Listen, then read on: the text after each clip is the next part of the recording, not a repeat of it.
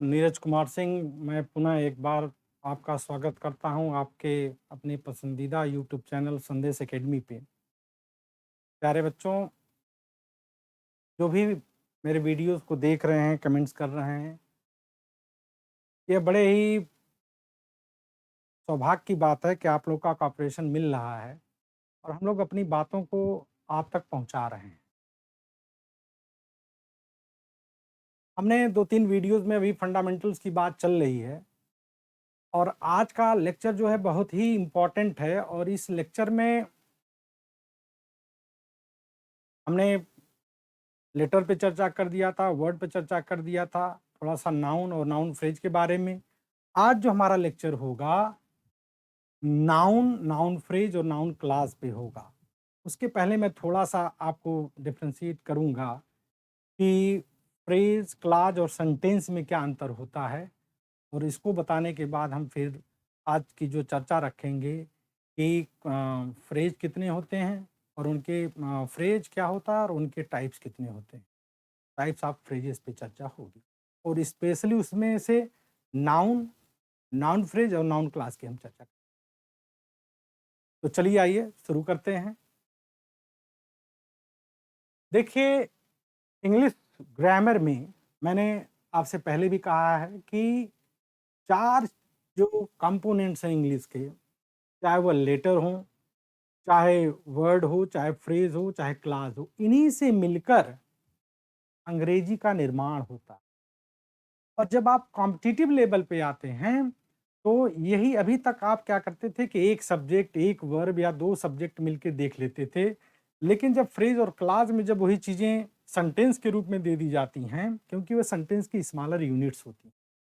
देखिए, मैं यहाँ पे दिया हूँ फ्रेज, क्लॉज और सेंटेंस।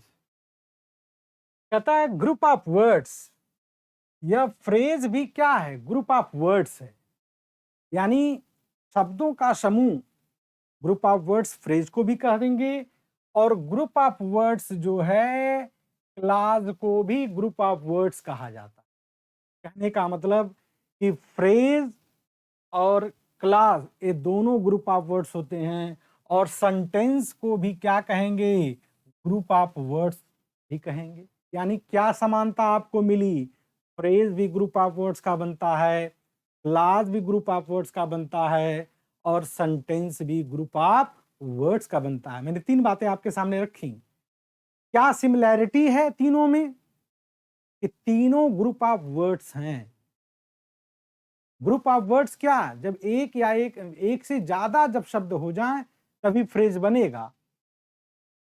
टू और मोर देन टू से ही फ्रेज का निर्माण होता है। तो सेंटेंस, फ्रेज, क्लॉज और सेंटेंस में जो सबसे बड़ी समानता है कि तीनों ग्रुप ऑफ वर्ड्स लेते हैं।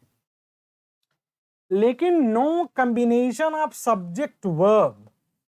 लेकिन सब्जेक्ट में, फ्रेज में सब्जेक्ट और वर्ब का कॉम्बिनेशन नहीं मिलेगा। हो सकता है कभी कभी सब्जेक्ट आ जाएगा तो वर्ब नहीं रहेगा, वर्ब रहेगा तो सब्जेक्ट नहीं रहेगा। यानी सब्जेक्ट और वर्ब एक साथ नहीं आ सकते। मेरी बातों को ध्यान से सुनिएगा। सब्जेक्ट और वर्ब फ्रेज में एक साथ नहीं आ सकते और क्लाज में क्या है कि कॉम्बिनेशन ऑफ सब्जेक्ट और वर्ब का तो कॉम्बिनेशन होगा। सब्जेक्ट और वर्ब का कॉम्बिनेशन होगा और इसमें क्या होगा? सेंटेंस में भी कॉम्बिनेशन ऑफ सब्जेक्ट और वर्ब का होगा। कहने का मतलब कि फ्रेज में ग्रुप ऑफ वर्ड्स को भी फ्रेज कहेंगे, क्लाज को भी ग्रुप ऑफ वर्ड्स कहेंगे और सेंटेंस को भी ग्रुप ऑफ वर्ड्स कहेंगे। कॉम्बिनेशन सब्जेक्ट वर्ब का फ्रेज में नहीं होगा, लेकिन क्लाज और सेंटेंस का होगा कॉम्बिनेशन। यानी क्लाज भी सब्जेक्ट और वर्ब रखती है और सेंटेंस भी सब्जेक्ट और वर्ब रखती है। तो ये क्लाज और फ्रेज मिलकर ही सेंटेंस को लंबा बनाते हैं, उसको और शक्तिशाली बनाते हैं, दूसरी भाषा में अगर हम कहें हम। तीसरी बात है, कह रहा है कि does not give complete meaning. Phrase जो है कंप्लीट मीनिंग नहीं देता है, थोड़ा बहुत मीनिंग देगा। जैसे in the corner, in the corner कोने में, ऑन द टेबल, यह क्या है? यह भी फ्रेज है। अगर मैं इसको सेंटेंस में कर दूं तो सेंटेंस को लेंदी बना, जैसे मैं कहूं the book is lying on the table, तो ऑन द टेबल क्या हो गया? यह फ्रेज हो गया, क्योंकि सेंटेंस को क्या किया? थोड़ा सा लेंदी बनाया। तो सबसे बड़ी बात यह है कि यह कंप्लीट फ्रेज जो है कंप्लीट मीनिंग नहीं देता है मेरे बच्चे। और क्लास क्या होता है कि यह कंप्लीट मीनिंग दे भी सकता है। It may or may not, it may or may not give, it may or may not give complete meaning, और यह कंप्लीट मीनिंग दे भी सकता है और नहीं भी दे सकता है। कहने का मतलब कि जब आप क्लास पढ़ेंगे तो वहां पे दो टाइप के क्लास होते हैं, एक डिपेंडेंट क्लास होता है और एक इंडिपेंडेंट क्लास होता है। तो जो इंडिपेंडेंट क्लास होता है उससे कंपाउंड सेंटेंस बनते हैं, यानी दो प्रिंसिपल वाक्यों, चाहे से आइदर से, आर से, बट से, यट से जोड़ते हैं, दोनों के अपने मीनिंग होते हैं, बस कंजंक्शन से हमको जोड़ देते हैं। वह जो है वह जो है इंडिपेंडेंट क्लास होता है। और जो डिपेंडेंट क्लास होता है वह अपने मेन क्लास पे निर्भर होता है। अगर हम यह कह लें इफ इट रेन्स, क्या यह वाक्य पूरा है? नहीं पूरा है। इट भी सब्जेक्ट ले रहा है, रेन्स इट सब्जेक्ट है, रेन्स वर्ब है, इफ इट रेन्स, लेकिन यह जो है क्लास तो है लेकिन कंप्लीट मीनिंग नहीं दे रहा है। अगर उसके पहले मैं यह जोड़ लूं कि I will not go there, I will not go there if it rains, I will not go there यह हमारा मेन क्लास है जो पूर्ण अर्थ दे रहा है। और if it rains, if it rains क्या कर रहा है? यह मेन क्लास के साथ जब कनेक्ट हो रहा है तब अपनी अभिव्यक्ति को पूर्ण कर रहा है, सार्थक अर्थ बना रहा है। तो यह समझिए कि जो डिपेंडेंट क्लास होता है वह मेन क्लास पर निर्भर होता है। इसलिए क्लास में जो दो क्लासेस होते हैं, जो इंडिपेंडेंट क्लास होती है वह पूर्ण अर्थ देती है, और जो डिपेंडेंट क्लास होती है वह पूर्ण अर्थ नहीं देती है। इसीलिए कहा गया है कि क्लास पूर्ण अर्थ दे भी सकता है और पूर्ण अर्थ नहीं भी दे सकता।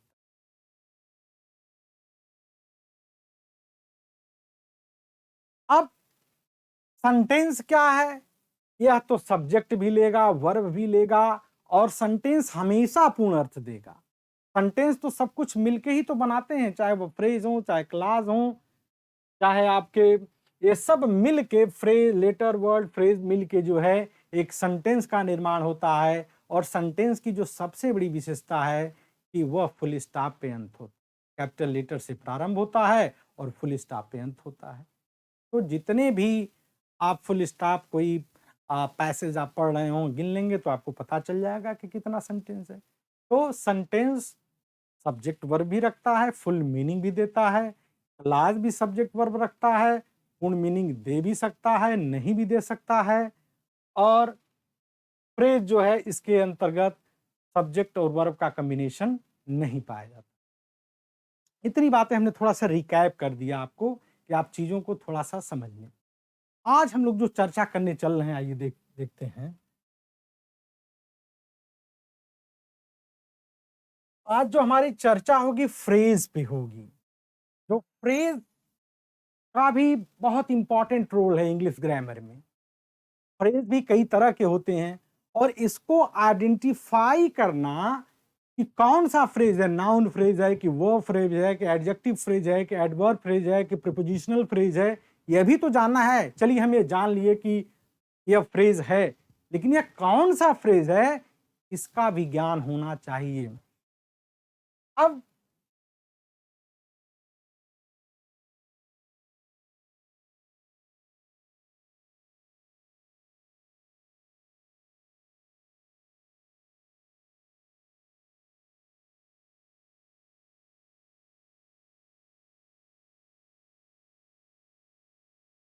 टाइप्स ऑफ फ्रेजेस, फ्रेज का क्लासिफिकेशन अगर हम कर दें मुख्य रूप से, तो यह पहला फ्रेज होता है नाउन फ्रेज।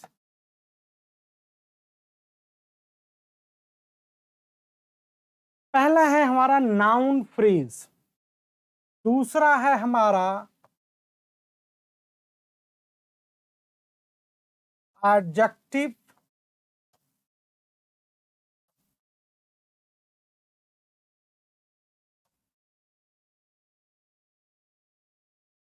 फ्रेज, तीसरा है हमारा verb phrase,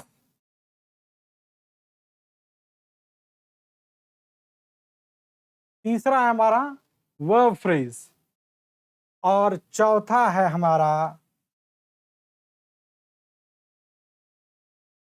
adverb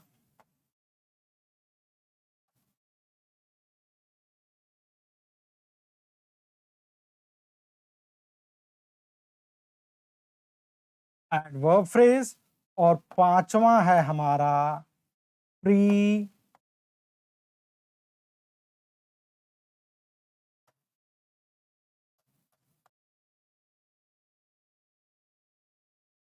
prepositional phrase.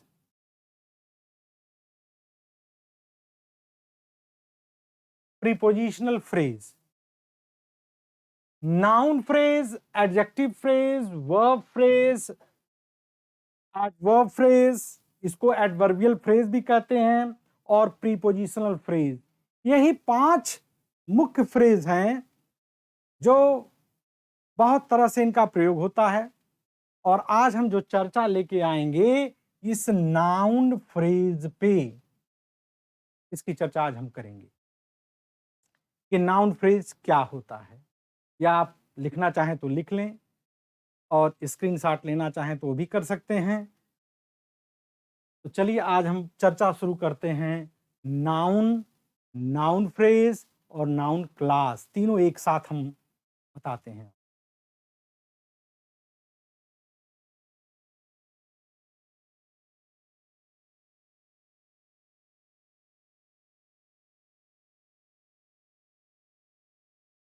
जो नाउन,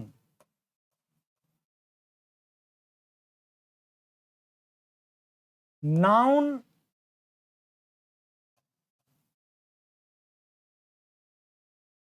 नाउन फ्रेज,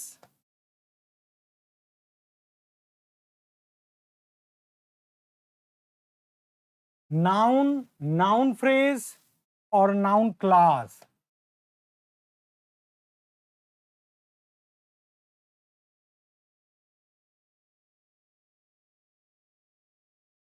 ये 3 बातें हैं।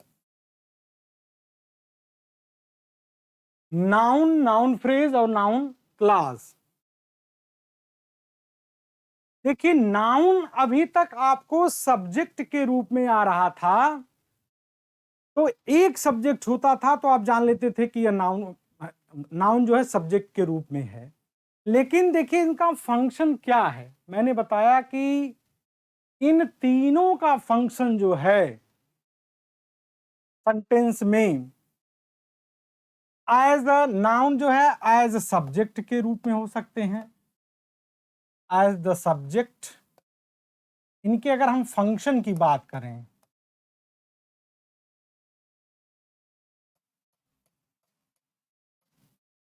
अगर हम फंक्शन की बात करें तो as a subject,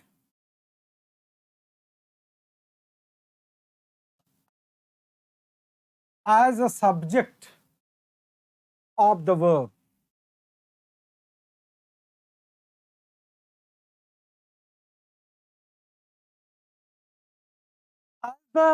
as subject of the verb.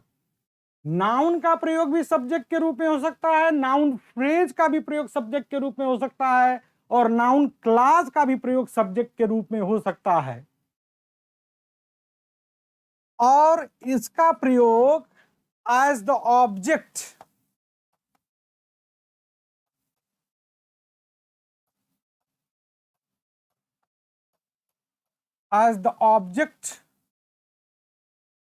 Of a verb.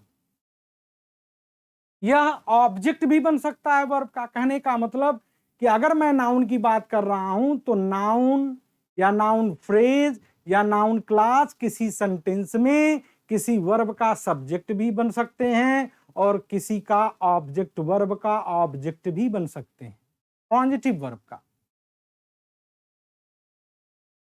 तीसरा हो सकता है object of A preposition.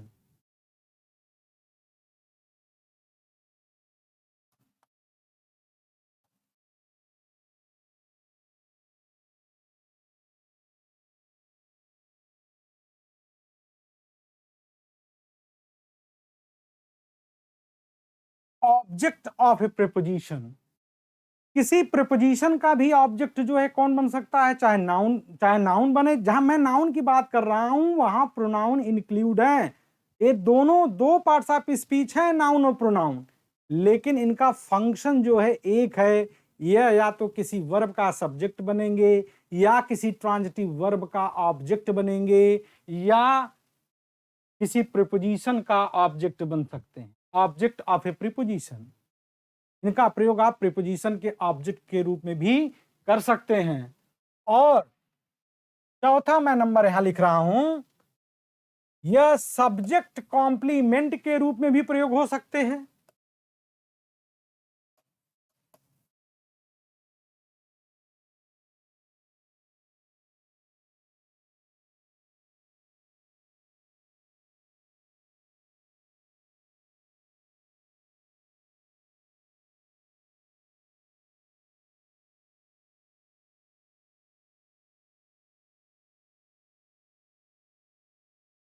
Subject complement के रूप में हो सकते हैं और ऑब्जेक्ट कॉम्प्लीमेंट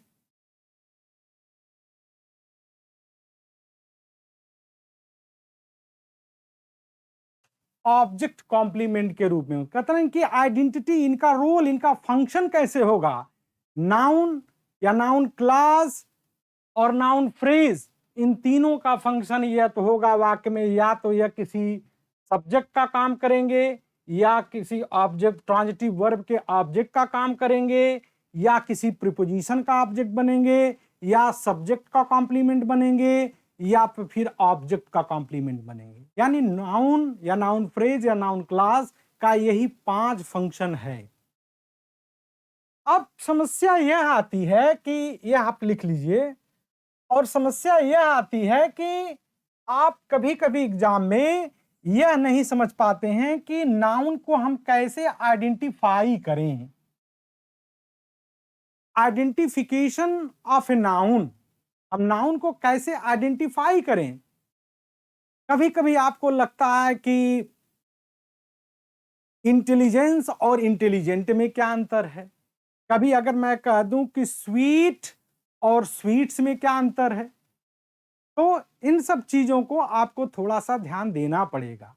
मैंने कहा कि जैसे में कोई शब्द लिखा जाए तो आपको ये अंदर एक स्कैन करने की क्षमता होनी चाहिए कि ग्रामेटिकल प्रोफाइल किसी शब्द का तुरंत आप ट्रेस कर लें, पहचान लें, तभी वह आपके लिए सही रहेगा और आप उसका यूसेज सही ढंग से सेंटेंस में कर ले जाएंगे। अगर मैं यह कह दूं कि ग्रीन, ग्रीन और ग्रीन्स में क्या अंतर है। अगर मैं कह दूं vegetable,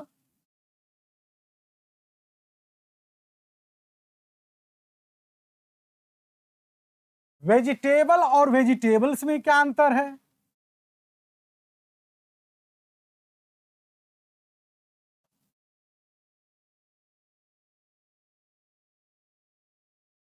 green green, vegetable vegetables, कुछ दिखाई दे रहा है। अगर मैं कह दूं स्वीट,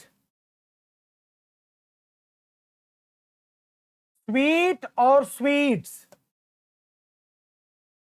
में क्या अंतर है, आपको यह जानना पड़ेगा थोड़ा सा। देखिए यह स्वीट क्या है, आप कैसे जानेंगे? आपके दिमाग में तो अभी यही चल रहा होगा कि यह सिंगुलर है या प्लूरल है, इसमें क्या है, या तो इसमें यस नहीं लगा है, इसमें यस लगा है। ऐसी बात नहीं है। आप किसी की ग्रामेटिकल प्रोफाइल जानना चाहते हैं तो सबसे पहले आप सेंटेंस, छोटे छोटे सेंटेंस बनाइए, उससे आपको प्लेसमेंट से पता चल जाएगा कि यह क्या है। आप कभी मिठाई का डब्बा अगर आप खरीदने जाएं तो उस पर लिखा रहता है sweets, your behaviour is sweet. देखिए आपका व्यवहार कैसा है, स्वीट है, स्वीट एडजेक्टिव हो गया। और यह स्वीट्स क्या है, यह नाउन है। कहने का मतलब कि स्वीट एडजेक्टिव है और स्वीट्स क्या है, नाउन है। यह ग्रीन क्या है, एडजेक्टिव है, और ग्रीन्स माने हरी पत्तेदार सब्जियां। आई लाइक ग्रीन कलर, ऐसा कलर, एडजेक्टिव का पहचान कैसे होती है, हाउ से, व्हाट काइंड ऑफ से, what kind of it is. How qualitative adjective की पहचान, या कह लीजिए पूरे एडजेक्टिव की पहचान हाउ है, व्हाट काइंड ऑफ से होती है जब कैसा, कैसे नहीं, कैसे से तो एडवर्ब हो जाएगा, कैसा। तो हाउ और व्हाट काइंड ऑफ से हम एडजेक्टिव को जानते हैं। तो यहां पर अगर मैं कहूं कि आई लाइक ग्रीन कलर, यहां अगर एक सेंटेंस में लिख दूं I like green colour, I like green colour. अब यहां पे देखिए आई क्या हो गया, सब्जेक्ट हो गया, लाइक क्या हो गया, वर्ब हो गया, ग्रीन और ये रहा कलर। तो कलर हमारा क्या है, वर्ब के बाद क्या आता है, या वर्ब के बाद तो ऑब्जेक्ट आएगा या कॉम्प्लीमेंट आएगा, उस पर चर्चा भी हमारी नेक्स्ट वीडियो में होगी। यह कलर देखिए नाउन है, और इस नाउन को मॉडिफाई कौन कर रहा है, यह शब्द ग्रीन कर रहा है। तो यह ग्रीन हमारा क्या हुआ, यही ग्रीन हमारा एडजेक्टिव हो गया, यही ग्रीन हमारा एडजेक्टिव हो गया। वेजिटेबल और वेजिटेबल्स, जैसे मैं कहूं कि आई लाइक वेजिटेबल सूप, मैं सब्जियों वाला सूप, वेजिटेबल सूप, तो यहां पर वेजिटेबल एडजेक्टिव है और हमेशा वेजिटेबल्स का प्रयोग किया जाता है। तो कहने का मतलब यह है कि अगर मैं कह दूं फंडामेंटल और फंडामेंटल्स में क्या अंतर है, अगर मैं कह दूं कि फंडामेंटल और फंडामेंटल्स में क्या अंतर है, तो फंडामेंटल एडजेक्टिव है और फंडामेंटल्स क्या है, आपका नाउन है। तो आपको बहुत अलर्ट रहने की जरूरत है कि बहुत सारे वर्ड जो हैं वह multiple parts of speech role अदा करते हैं, और यस लग जाने से वही नाउन बन जाते हैं और यस हटा देने से वही एडजेक्टिव बन जाते हैं।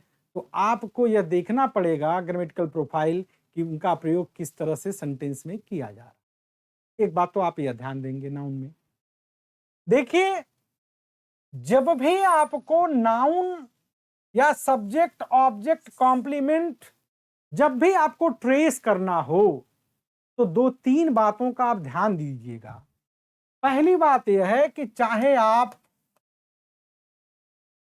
नाउन या नाउन फ्रेज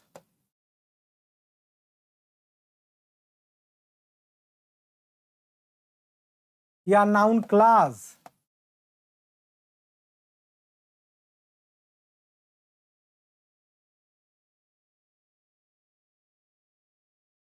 नाउन क्लास, इन तीनों को आप जो है हमेशा जो है चेक करेंगे। जब आप मेन वर्ब में, जब सेंटेंस के मेन वर्ब से आप क्वेश्चन करेंगे, कौन कौन शब्द हो सकते हैं, हु, whom,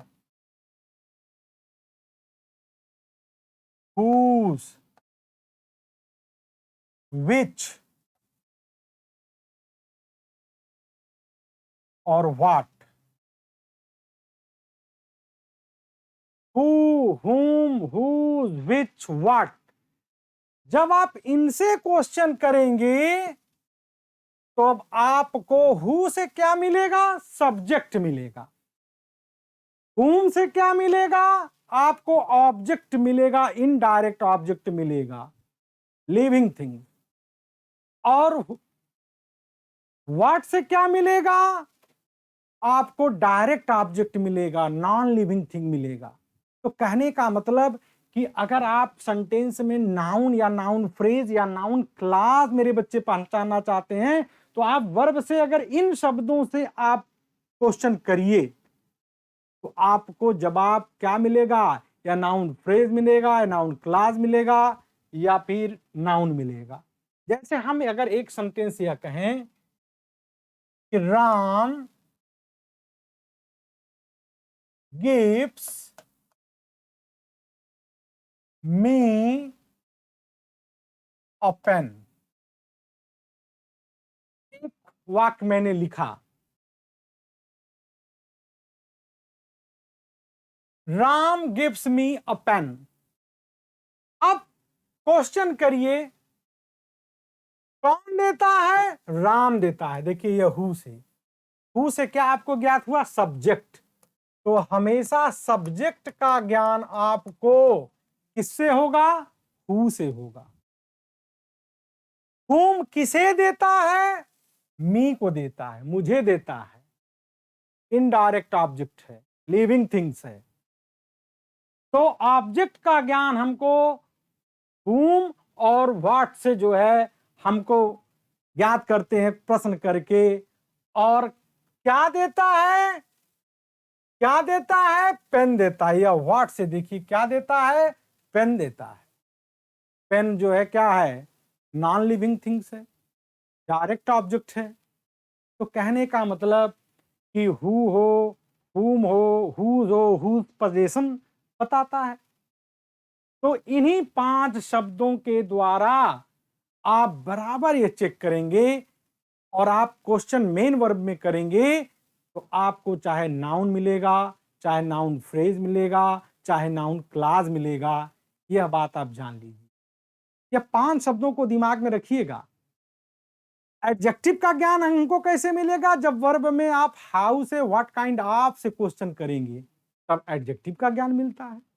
अगर हम कहते हैं एडवर्ब कैसे पता करेंगे, चाहे हम एडजेक्टिव पता करें, चाहे एडजेक्टिव फ्रेज पता करें, चाहे एडजेक्टिव क्लास पता करें, इनका ज्ञान हमको हाउ से, कैसा या व्हाट काइंड ऑफ से मिलता है।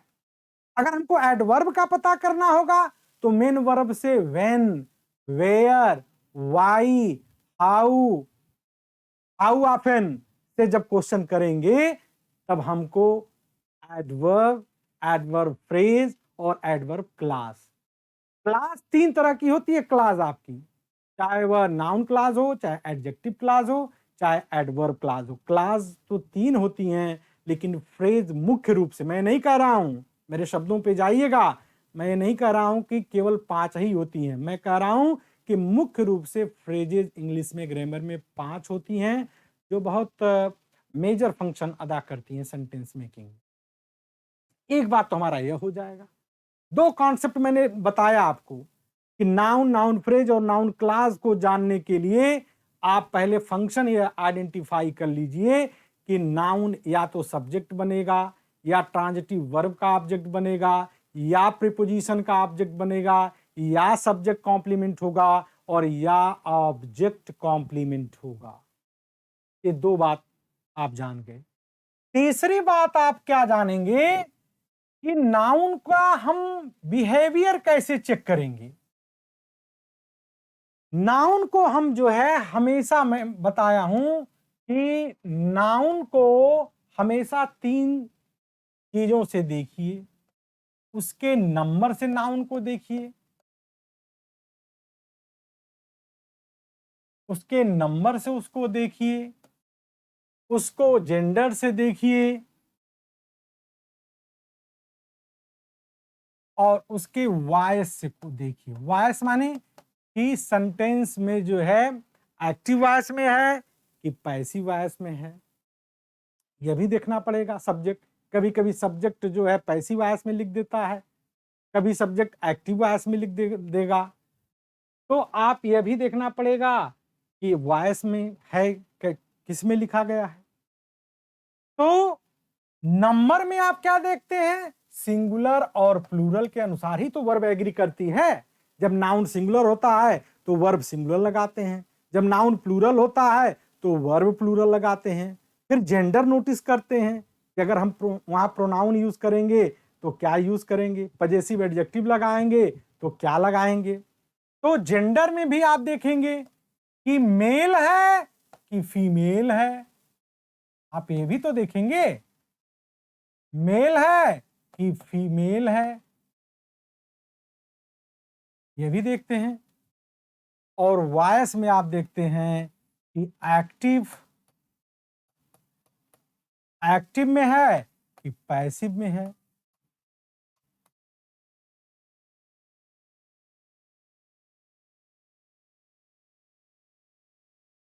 इस नाउन को यह देखने का तरीका है, हमेशा आपको 2-3 बातों को दिमाग में पहले रोड मैप तैयार किया जाता है, और जब तक आप रोड मैप नहीं तैयार करेंगे आप चीजों को अच्छा नहीं कर पाएंगे।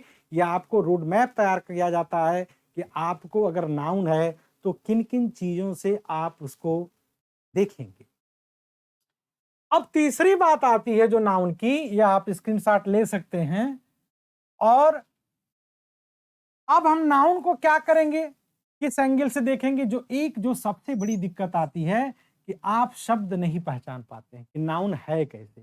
कुछ मैं टिप्स बता दे रहा हूं जिससे आप यह समझ जाएंगे कि यह नाउन है। जैसे फॉर्मेशन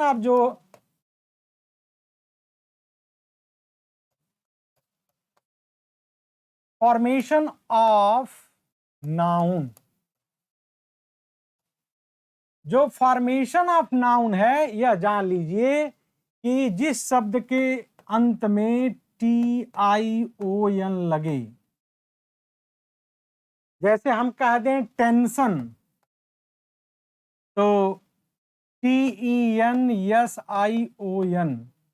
नाउन हो गया।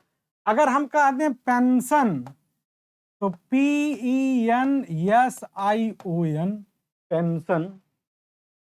अगर हम कह दें सिलेक्शन, अब TION लगा। अब ION भी लग जाए तब भी नाउन जिस शब्द के आ जाए, जैसे हम कह दें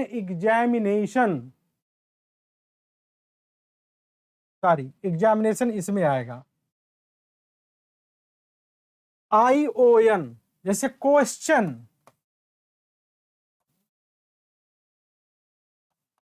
या ION आ जाए, चाहे TION आ जाए चाहे ION आ जाए।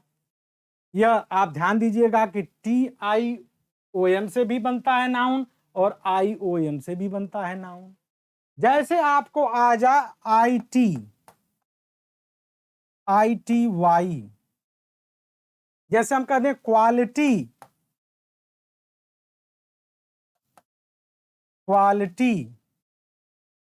पॉपुलैरिटी,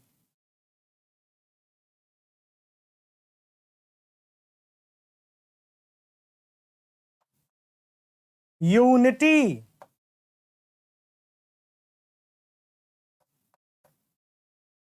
ये शब्द क्या हैं, नाउन बनाते हैं। जैसे आ जाए एज, जैसे हम कहते हैं ब्रेकेज,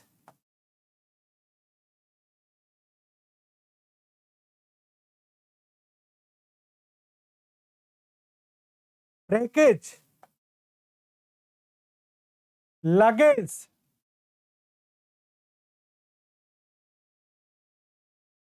उससे भी नाउन हो जाता है। URE से भी हो जाता है, जैसे अगर हम कह दें URE से भी हो जाता है, जैसे क्लोजर,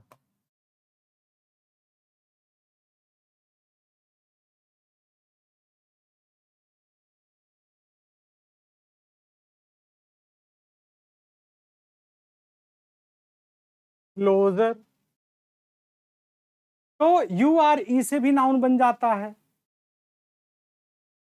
टी एच से भी नाउन बन जाता है, जैसे ग्रोथ।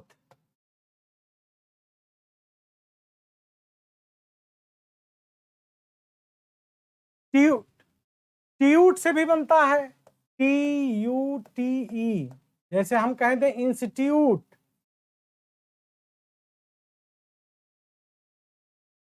इंस्टीट्यूट तो उससे बनता है। तो कहने का मतलब कि आपको थोड़ा सा नेस से भी बनता है। अगर हम ये दिखा दें कि नाउन किससे किससे बनता है, ये बता रहा हूं मैं, कि आपको पहचानने में दिक्कत ना हो। जैसे हम कह दें नेस से भी बनता है, अगर हम नेस से भी कह दें, तो अगर हम कह दें बैडनेस,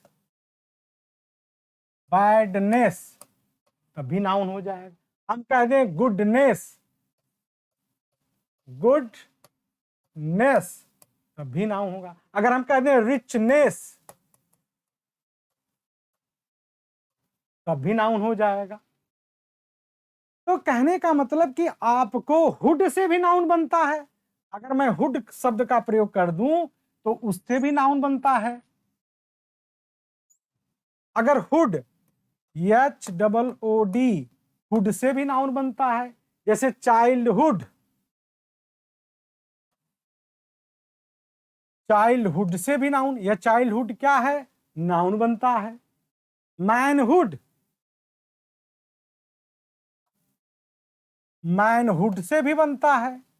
तो कहने का मतलब कि हुड से, नेट से, आईआईटी से, एसीई से, जैसे इंटेलिजेंस ईएनसीई से बनता है। तो कहने का मतलब यह है कि नाउन कई तरह से, सब्जेक्ट का नाम जो है आईसीएस से बनता है, जैसे फिजिक्स, मैथमेटिक्स, उससे भी नाउन बनता है। तो आपको यह दिमाग में रखना पड़ेगा कि यह क्या है।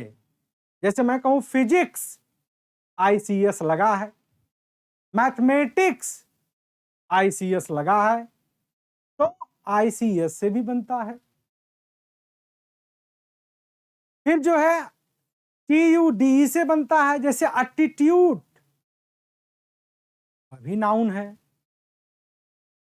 तो कहने का मतलब आपको ये 10-15 जो मैंने बताया, जिन जिन शब्दों से नाउन बनता है, आपको दिमाग में यह रखना पड़ेगा कि जैसे ही शब्द नेस दिख जाए, आईटी दिख जाए, टीयूटी दिख जाए, आईओएन दिख जाए, टीआईओएन दिख जाए, एनईडब्ल्यूएस दिख जाए, टीएच। अभी एक टेट में परीक्षा में आया था, दे दिया था कि ग्रोथ, अंडरलाइन किया गया था, लिखा था कि उपरोक्त शब्द में यह ग्रोथ कौन सा पार्ट्स ऑफ स्पीच है, और दे दिया था नाउन, एडजेक्टिव, एडवर्ब, प्रीपोजिशन। और बहुत से लड़के जो है आके एडजेक्टिव करके चले आए थे। टीएस से क्या बनेगा, नाउन बनेगा। ग्रोथ एब्स्ट्रैक्ट नाउन है जो दिखता नहीं है। तो कहने का मतलब कि आपको वर्ड रिकग्निशन होनी चाहिए, आप पहचानना है, जान जाए, और इस ट्रिक्स के द्वारा आप यह जान सकते हैं कि यह नाउन है। अब आइए हम थोड़ा सा नाउन और नाउन फ्रेज को कुछ चीजों में आपको बताते हैं। जैसे अगर मैं कह दूं कि राम हेल्प्स मोहन,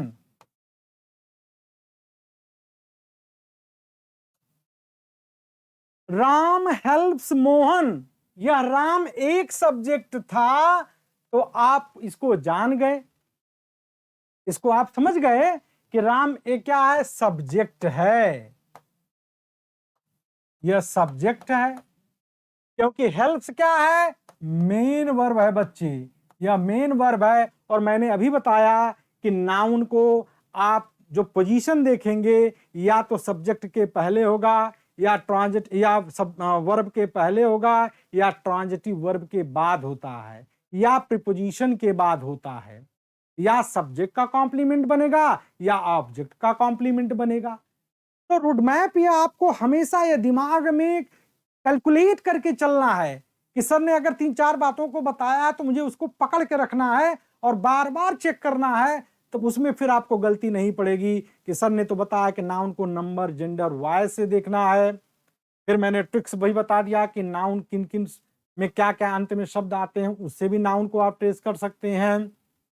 और फिर मैंने बताया कि मेन वर्ब से व्हाट, whom, whose, which से आप जब क्वेश्चन करेंगे तब उससे भी आप नाउन या नाउन फ्रेज या नाउन क्लास, ये तीनों शब्द तो अलग अलग हैं, लेकिन जब प्रयोग किए जाते हैं तो एक समय में एक ही ग्रामेटिकल क्लास रखते हैं।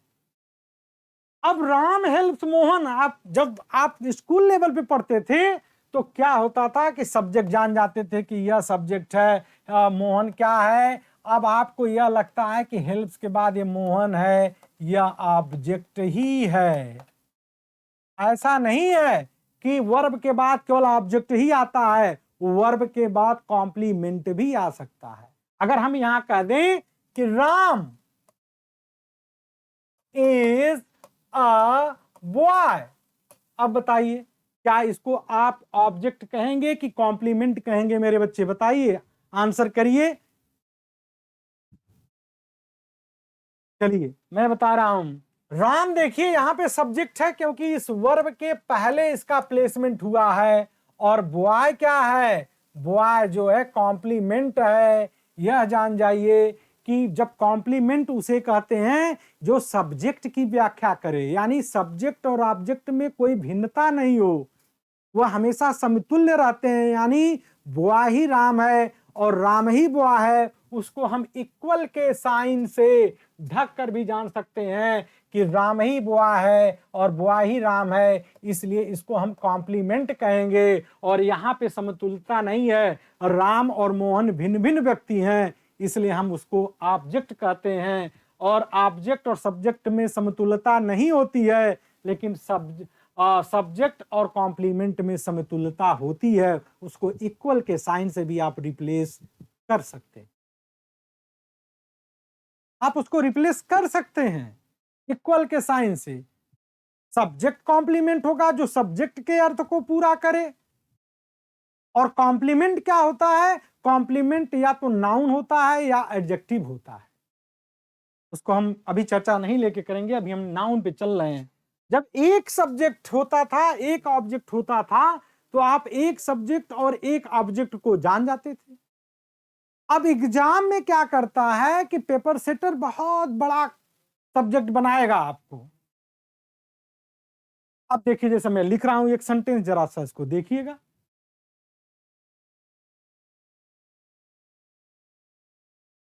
अगर मैं यह कहूं growth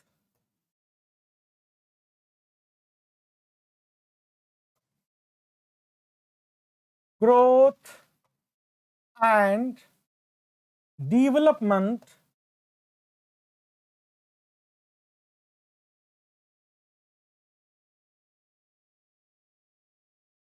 growth and development of a person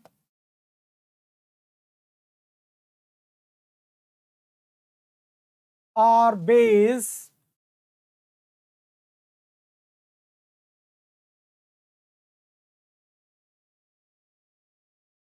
are based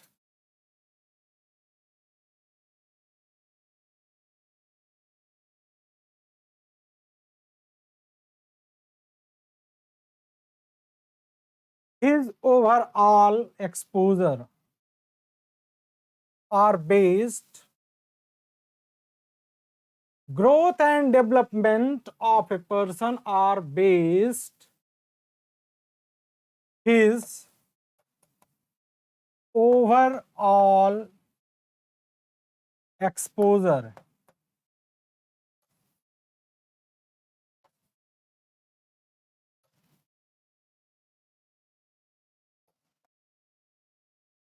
are based to his overall exposure।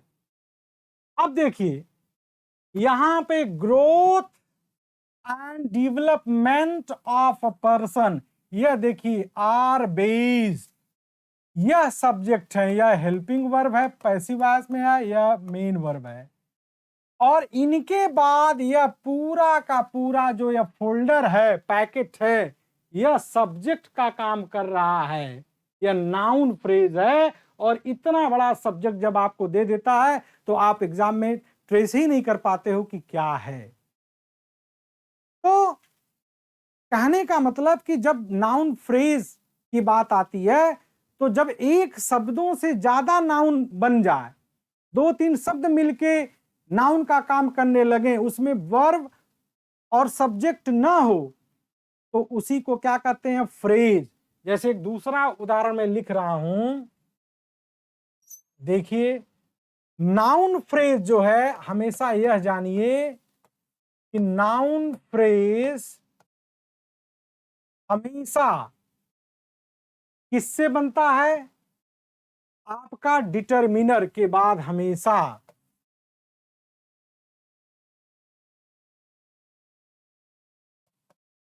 Determiner के बाद हमेशा नाउन आएगा, या एडजेक्टिव हो,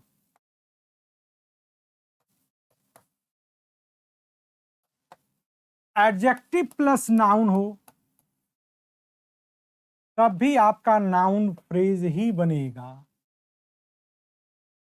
डिटरमिनर अपने बाद तो नाउन लेता ही है। डिटरमिनर मतलब जो पहचान और मात्रा को बताए उसे डिटरमिनर कहते हैं। जो पहचान, मात्रा, संख्या को बताएं उसे डिटरमिनर कहते हैं। और डिटरमिनर अपने बाद नाउन लेता ही लेता है। और नाउन फ्रेज का निर्माण डिटरमिनर प्लस नाउन या एडजेक्टिव प्लस नाउन से होता है। यानी मॉडिफायर पहले हो सकता है, फिर नाउन हो सकता है, या कभी कभी बाद में मॉडिफायर करते हैं एडजेक्टिव के रूप में, प्रेजेंट पार्टिसिपल और पास्ट पार्टिसिपल के रूप। अब देखिए 2 उदाहरण में जल्दी से लिख रहा हूं ताकि आपको यह बता सकूं। अगर मैं यह कहूं कि my father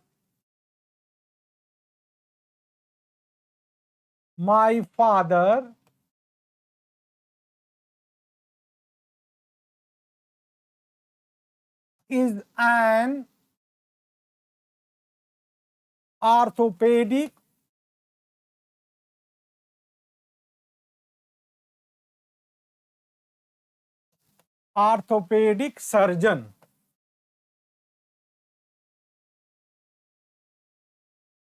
My father is an orthopedic surgeon. मेरे पिता क्या हैं? आर्थोपेडिक। देखिए आर्थोपेडिक क्या है? एडजेक्टिव है। और एडजेक्टिव से के बाद क्या है? यहां नाउन है, सर्जन। तो यह पूरा का पूरा पैकेट क्या हो गया हमारा? नाउन फ्रेज हो गया। कहने का मतलब कि वर्ब के बाद देखिए यहां पे इतना मिल के जो है यह हमारा क्या हो गया? Noun phrase. अगर मैं कहूं कि वन ऑफ माय रिलेटिव्स, एक और देखिएगा उदाहरण। नाउन फ्रेज आप कैसे पहचानेंगे? यानी किसी नाउन के पहले एडजेक्टिव हो या किसी नाउन के बाद एडजेक्टिव हो, तो पूरा का पूरा पैकेट, पूरा का पूरा फोल्डर को आप नाउन फ्रेज कहेंगे। लेकिन उसमें सब्जेक्ट और वर्ब नहीं होता। जैसे मैं यह कहूं कि my sister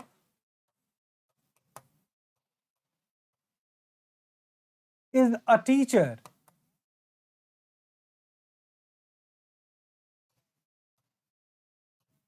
my sister is a teacher. अब देखिए यहां नाउन है और नाउन के साथ क्या आया? यहां माई पजेसिव एडजेक्टिव आया जो डिटरमिनर कहलाता है। यानी एडजेक्टिव 2 भाई हैं, डिटरमिनर और एडजेक्टिव, दोनों एडजेक्टिव का काम करते हैं। एडजेक्टिव जो किसी व्यक्ति की, वस्तु की, उसके प्रकार, साइज, ये सब बताता, रूप, रंग, प्रकार, साइज, इन सबको बताता है, उसकी डिग्री को बताता है। और डिटरमिनर किसी की मात्रा, संख्या और पहचान को बताता है। तो माई सिस्टर, या माई और सिस्टर मिलकर यह क्या हो गया? नाउन फ्रेज हो गया। और यह वर्ब मेन वर्ब है और मेन वर्ब के पहले सब्जेक्ट होता है। तो इस सब्जेक्ट के रूप में यह किसका प्रयोग हो गया? My sister. यह हो गया आपका नाउन फ्रेज। तो मेरे ख्याल से इस वीडियो में आप समझ गए होंगे नाउन फ्रेज। कल मैं चर्चा करूंगा केवल और केवल नाउन क्लास के बारे में मैं चर्चा करूँगा। ये बेसिक जो लेक्चर्स हैं, अगर आप इसको ग्रहण कर लेंगे, समझ जाएँगे, तो आपको आने वाले दिनों में बहुत सारी चीज़ों को कन्फ्यूज़न नहीं रहेगा। और बच्चे क्या हो जाता है कि आप इंग्लिश को आइसोलेशन में नहीं सीख सकते। आपके ऊपर ऐसा हो जाएगा कि अरे फ्रेज़ है, क्लॉज़ है, हौवा बनाया जाता है, लेकिन ऐसा कुछ नहीं है। थोड़ा-सा आप अपने को अप्लाई करिए, अंडरस्टैंडिंग डेवलप करिए और आने वाले कॉम्पिटिटिव एग्ज़ाम्स में मैं विश्वास दिलाता हूँ कि आप बहुत अच्छा करेंगे। थोड़ा-सा आप मेरा सहयोग दीजिए, मेरी बताई हुई चीज़ों का थोड़ा-सा आप उसका अप्लाई करिए, तो निश्चित रूप से आप सभी को अच्छा रिज़ल्ट मिलेगा। और आज की जो मेरी एक क्लास थी, इस पे मूल रूप से यह मेरा फ्रेज़ पे की क्लास कि फ्रेज़ क्या होता है, टाइप्स ऑफ फ्रेजेज़ पे मैंने उसको बताया कि टाइप्स ऑफ फ्रेज़ जो 5 प्रकार के होते हैं। और पहला मैंने लिया था कि नाउन फ्रेज़ क्या होता है, नाउन को कैसे आइडेंटिफ़ाई करेंगे और noun, noun phrase, noun class. अब कल मैं चर्चा लेके आऊँगा केवल केवल नाउन क्लास पे। तो मैं करता हूँ कि आपको वीडियो ज़रूर पसंद आएगा और इस वीडियो को आप लाइक, शेयर, सब्सक्राइब जो भी बनता है करिए अपने मित्रों के साथ। और आपका कमेंट्स आप लिखते रहिए, कुछ क्वेश्चन भी करिए। मैं पूरी कोशिश करूँगा कि उसको सही से आप तक अपना जवाब लिख कर दूँ आपको। और इन्हीं बातों के साथ मैं आपको विश करता हूँ कि आप अच्छे से पढ़ाई करें। और ठीक है, थैंक यू वेरी मच।